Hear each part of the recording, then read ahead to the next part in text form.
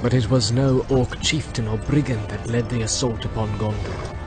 The darkness was breaking too soon, before the date that his master had set for it. Fortune had betrayed him for the moment, and the world had turned against him. Victory was slipping from his grasp, even as he stretched out his hand to seize it. But his arm was long.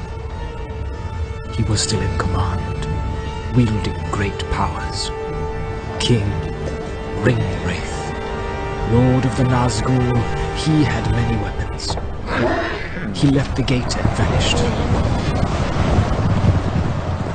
Theoden, King of the Mark, had reached the road from the gate to the river, and he returned towards the city that was now less than a mile distant. He slackened his speed a little, seeking new foes, and his knights came about him, and Danhelm was with them. Ahead, nearer the walls of Elfhelm's men were among the siege engines, hewing, slaying, driving their foes into the fire pits. Well nigh all the northern half of the Pelennor was overrun, and there camps were blazing. Orcs were flying towards the river like herds before the hunters, and the Rohirrim went hither and thither at their will. But they had not yet overthrown the siege nor won the gate. Many foes stood before it, and on the further half of the plain were other hosts still unfought.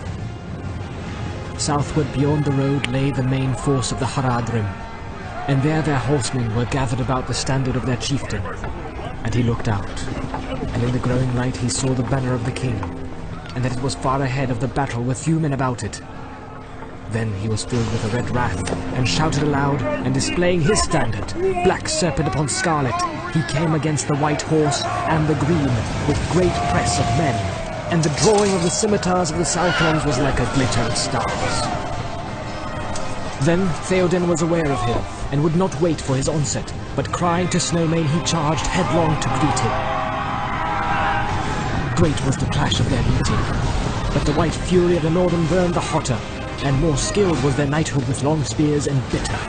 Fewer were they, but they clove through the Southrons like a firebolt in the forest. Right through the press drove Theoden, Thengil's son, and his spear was shivered as he threw down their chieftain. Out swept his sword, and he spurred to the standard, huge staff and bearer, and the black serpent passed. Then all that was left unslain of their cavalry turned and fled far away. But lo, suddenly in the midst of the glory of the king his golden shield was dimmed. The new morning was blotted from the sky. Dark fell about him. Horses reared and screamed. Men cast from the saddle lay groveling on the ground. To me! Cried Theoden. Up, Eorlingus! Fear no darkness! But Snowmane, wild with terror, stood up on high, fighting with the air, and then with a great scream he crashed upon his saddle. A black dart had pierced him. The king fell beneath him. The great shadow descended like a falling cloud, and behold, it was a winged creature, if bird, then greater than all other birds, and it was naked, and neither quill nor feather did it bear, and its vast pinions were as webs of hide between horned fingers, and it stank. A creature of an old world maybe it was, whose kind, lingering in forgotten mountains cold beneath the moon, outstayed their day. And in hideous Aerie bred this last untimely brood, apt to evil, and the Dark Lord took it, and nursed it with fell meats, until it grew beyond the measure of all other things that fly. And he gave it to his servant, to be his steed. Down, down it came, and then, folding its fingered webs, it gave a croaking cry, and settled upon the body of Snowmane, digging in its claws, stooping its long, naked neck. Upon it sat a shape, black-mantled, huge and threatening. A crown of steel he bore, but between rim and robe naught was there to see, save only a deadly gleam of eyes. The Lord of the Nazgul. To the air he had returned, summoning his steed ere the darkness failed, and now he has come again, bringing ruin, turning hope to despair, and victory to death. A great black mace he wielded. But Theoden was not utterly forsaken. The knights of his house lay slain about him, or else mastered by the madness of their steeds were borne far away. yet one stood there still.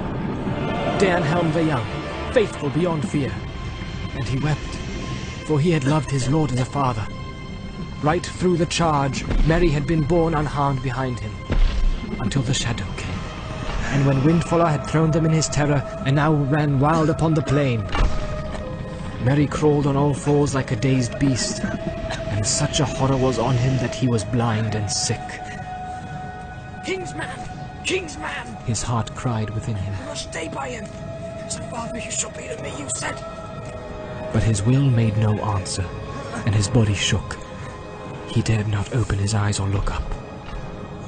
Then, out of the blackness in his mind, he thought that he heard Dernhelm speaking. Yet now the voice seemed strange, recalling some other voice that he had known. Begone, foul Gwymmerlake, Lord of Carrion! Leave the dead in peace! A cold voice answered. Come not between the Nazgûl and his prey, or he will not slay thee in thy turn. He will bear thee away to the houses of lamentation, beyond all darkness, where thy flesh shall be devoured, and thy shriveled mind be left to the lidless eye. A sword rang as it was drawn. Do what you will!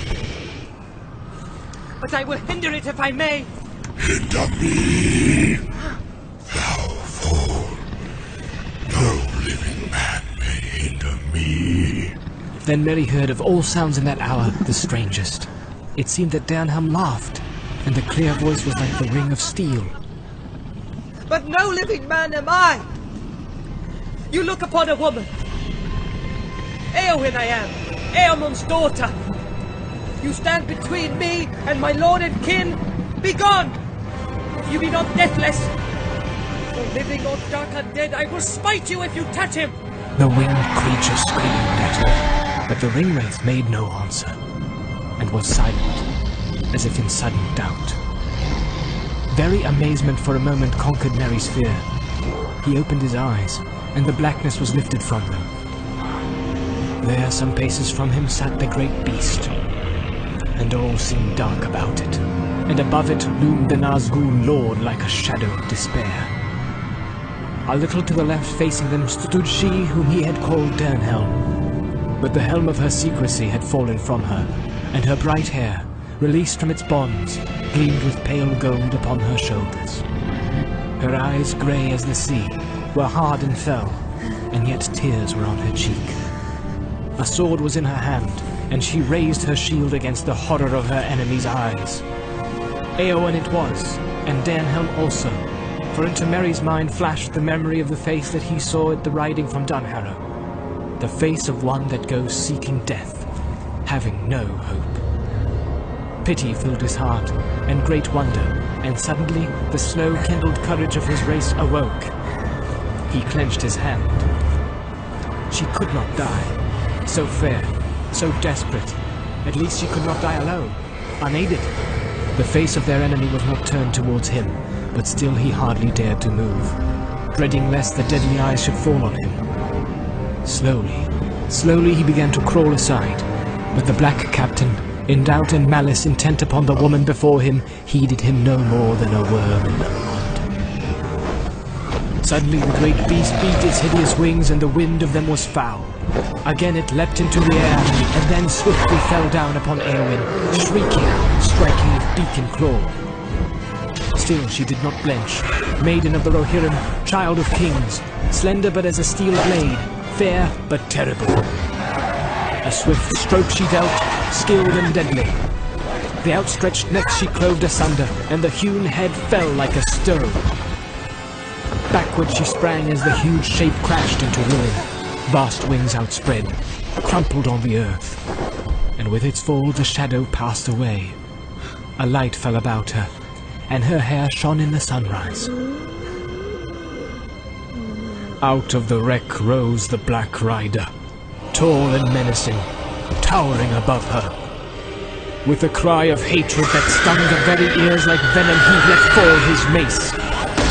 Her shield was shriveled in many pieces, and her arm was broken. She stumbled to her knees. He bent over her like a cloud, and his eyes glittered. He raised his mace to kill.